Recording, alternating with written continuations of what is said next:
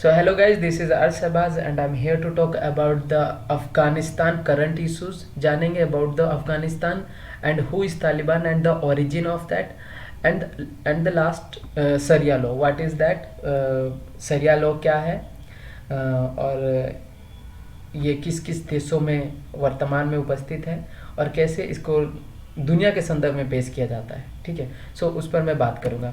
So before start देखते हैं current issues में जो अफ़गानिस्तान के जो नागरिक हैं उसको बहुत सारे मुल्कों ने कुछ समय के लिए या फिर यूँ कहें कि शरण दिया जा रहा है। सो ये एक बहुत अच्छी बात है, एक इंसानियत की पहचान हो रही है बगल के या फिर पड़ोसी मुल्कों के द्वारा, चाहे वो पाकिस्तान हो या फिर हिंदुस्तान हो। ठीक है, तो वहाँ पे रिफ्यूजीज़ को जगह दिया जा रहा है।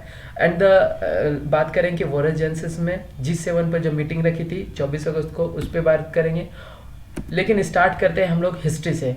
समय कोल्ड वार का 1979 से 89 का था, जब यूएस और यूएसएसआर तो बड़ी ताकत पूरी दुनिया में अपना छाप छोड़ी हुई थी। ठीक है, यूएस हमेशा पाकिस्तान से उस समय मिला हुआ था क्योंकि नहीं चाहता था कि जो यूएसएसआर है वो अफगानिस्तान पर अपना डोमिनेंस बनाए। ठीक है, उसके बाद हम भारत के स्टैंड के बात करें तो भारत शुरू से ही लिबरल रहा है, वेट एंड वॉच की स्थिति में रहा है और आज भी भारत की जो विदेशी नीति है वो वेट एंड वॉच है।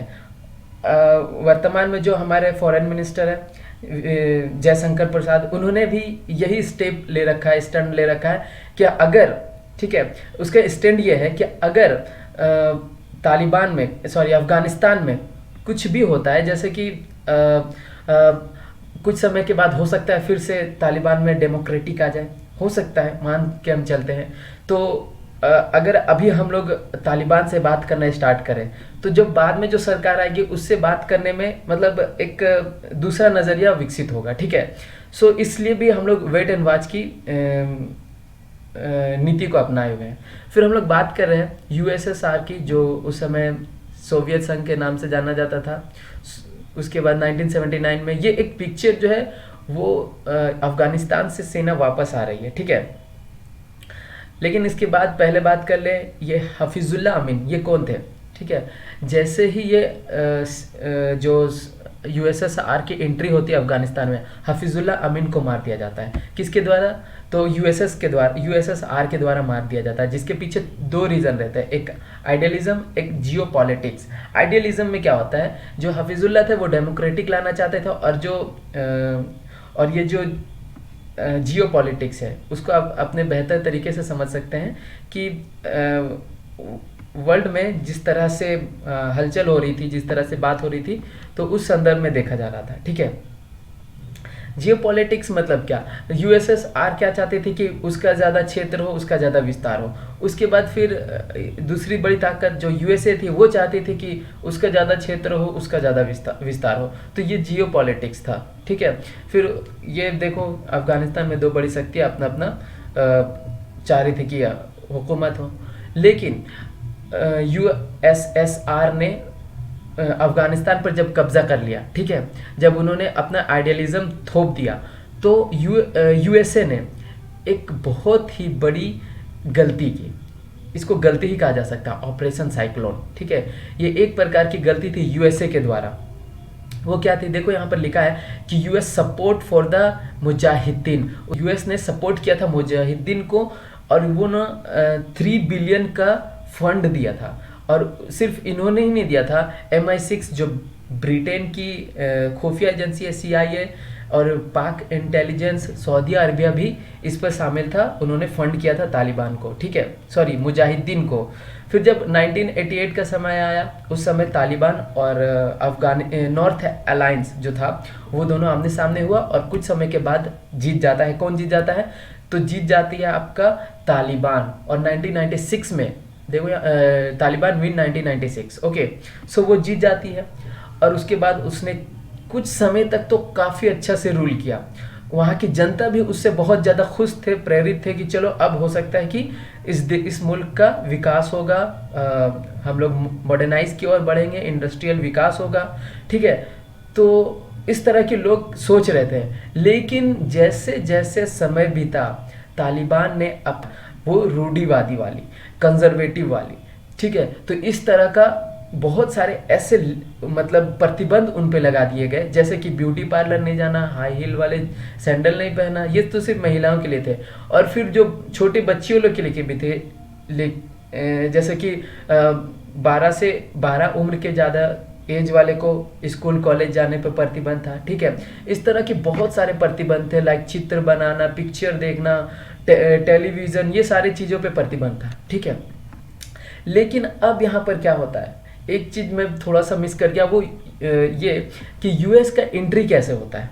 देखो, यूएस का एंट्री होने का कारण यहाँ पे ये होता है कि डब्ल्यूटीसी जो है, डब्ल्यूटीसी यानी जो एक हेरिटेज है यूएसए में, ठीक है। 2001 में ओसामा बिन लादेन के द्वारा उस पर अटैक किया जाता है।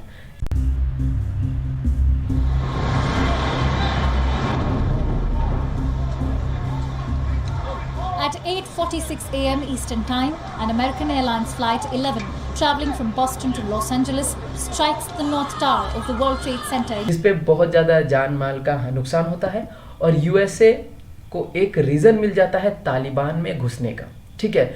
ऐसे कोई रीज़न दिखाई नहीं पड़ता, क्योंकि जब उसका ये मीटिंग हो रहा था प्रेसिडेंट के द्वारा ये बोला गया कि आप तालिबान में क्यों गए और 20 साल वहाँ पर क्यों एक्सपेंड किया, तो उसने जो जवाब दिया वो बहुत ज़्यादा रेलेवेंट नहीं लगा। उन्होंने जवाब दिया that our presence in Afghanistan should be focused on the reason we went in the first place, to ensure Afghanistan would not be used as a base from which to attack our homeland again. We did that. We accomplished that objective. कि हम तालिबान में इसलिए गए थे क्योंकि वहाँ से terrorism को समाप्त करना था, ठीक है। वहाँ पर जो आतंकवादी समूह थी उसको समाप्त करना था, ठीक है। तो ये रीज़न उन्होंने दिया जो कि बहुत ज़्यादा रेलेवेंट नहीं लगता, तो वो तो 4 से 5 साल में भी कर सकते हैं। और अभी तक जो है तालिबान को एक पॉलिटिकल पार्टी के रूप में रिकॉग्नाइज नहीं किया है बहुत सारे मुल्कों ने, वो तो सिर्फ रसिया और चाइना, पाकिस्तान, ये सारे मुल्क जो है उसको रिकॉग्नाइज कर रहे हैं, मतलब सहयोग कर रहे हैं, ठीक है, कि हाँ हम इसे दर्जा देते हैं कि ये हुकूमत करे, ठीक है, मुल्क पर सत्ता कायम रखे। तो ये बातें हैं, ओके। लेकिन एक चीज़ और मैं बात करूँगा, फॉरेन पॉलिसीज़ जो होती है, ठीक है, वो बहुत ज़्यादा डिपेंड करती है प्रॉफिट पर, ठीक है। अब मैं ये बात क्यों कह रहा हूँ, क्योंकि देखो यही रसिया है और यही अमेरिका है। जब यूएसएसआर अफगानिस्तान में था तो रसिया फंड कर रहा था किसे, मुजाहिदीन को, उस पर आतंकवादी गतिविधियों के लिए। लेकिन आज एक समय है जब रसिया सपोर्ट कर रहा है तालिबान को अफगानिस्तान में। अब समझो ये कैसा जियो पॉलिटिक्स है। तो जियो पॉलिटिक्स या जो फॉरेन पॉलिसी होता है वो बहुत ज़्यादा हित पर होता है, यानी बहुत ज़्यादा प्रॉफिट को देखता है, ठीक है। सो आज प्रॉफिट है कि अफगानिस्तान तालिबान है, तालिबान को सपोर्ट कर रहा है अब रसिया। तो क्या होगा कि ये दोनों का जो राजनीतिक संबंध है या फिर जो फॉरेन पॉलिसी है वो बहुत ज़्यादा एक दूसरे से मैच करेगा और इससे व्यापार बढ़ेगा, ठीक है। तो ये फ़ायदा होगा दोनों के लिए, जिसको हम लोग बायलैटरल कह सकते हैं, ठीक है।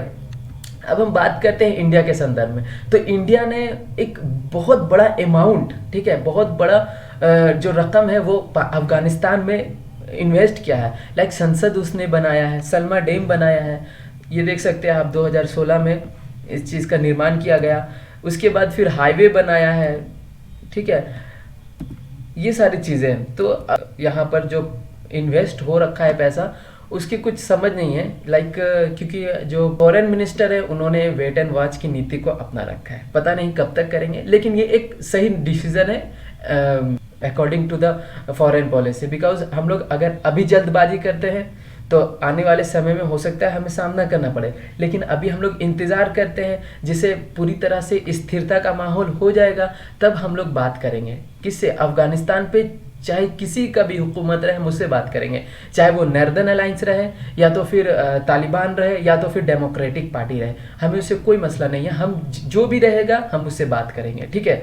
लेकिन एक बैड न्यूज़ ये है कि कुछ समय पहले हमारे प्राइम मिनिस्टर के द्वारा एक स्टेटमेंट दिया गया था अफगानिस्तान के संदर्भ में, जिसको वहाँ के जो प्रवक्ता है, अफगानिस्तान के जो प्रवक्ता है, उसने उस कोर्ट को पेश करते हुए भारत को ताना दिया है। तो ये बहुत सही नहीं है। या सो अब दूसरी बात है कि यहाँ पे यूएस का एग्जिक्स, यानी वो निकल गया यहाँ से, 3 ट्रिलियन उसने यहाँ पर इन्वेस्ट किए, आर्मी का हार्म हुआ, ठीक है, नुकसान हुआ। लेकिन एक चीज़ देखो कि उसने ये जो 3 ट्रिलियन जो यहाँ पर इन्वेस्ट किया है उसको द सेकेंड अब दूसरे नज़रिए से देखें तो वो उसी का पैसा उसी के मुल्क में चला गया। कैसे चला गया कि अगर वो जो पैसा दिया तो बहुत सारे एग्रीमेंट हुए हैं किसके साथ, अमेरिकी कंपनी के द्वारा, चाहे वो किसी भी रूप में हो सकते हैं, लाइक वो हो सकते हैं गन, टैंक, ओके। सो इस टाइप से कुछ एग्रीमेंट हुए हैं जो उसका पैसा उसी के पास वापस चला गया। बहुत सारे उन्होंने पैसे जनरेट किए, एम्पावर जनरेट किया इस 3 ट्रिलियन से। तो अमेरिका को आप इस तरह ना देखें कि वो घाटे में है। आर्मी की हार्म हुई है, ये स्पेशली जो बहुत बुरी दुखद बात है कि वर्तमान समय में जो अभी काबुल एयरपोर्ट पर जो बम ब्लास्ट हुआ था, ये बहुत निंदनीय है, ऐसा नहीं होना चाहिए। खैर, इस पर ज़्यादा बात नहीं करेंगे, देखते हैं कि क्या होने वाला है। और भारत का स्टैंड जो रहेगा, जैसे कि मैंने बताया कि हम लोग नॉर्दर्न अलायंस हो या फिर कोई भी पार्टी हो, ठीक है, हम लोग स्टेबल होने का इंतज़ार करेंगे। जैसे ही कोई पार्टी वहाँ पर इस्टेब्लिश हो जाती है, ठीक है, इलेक्शन के माध्यम से हो या नॉन इलेक्शन के माध्यम से हो, उससे कोई मतलब नहीं है।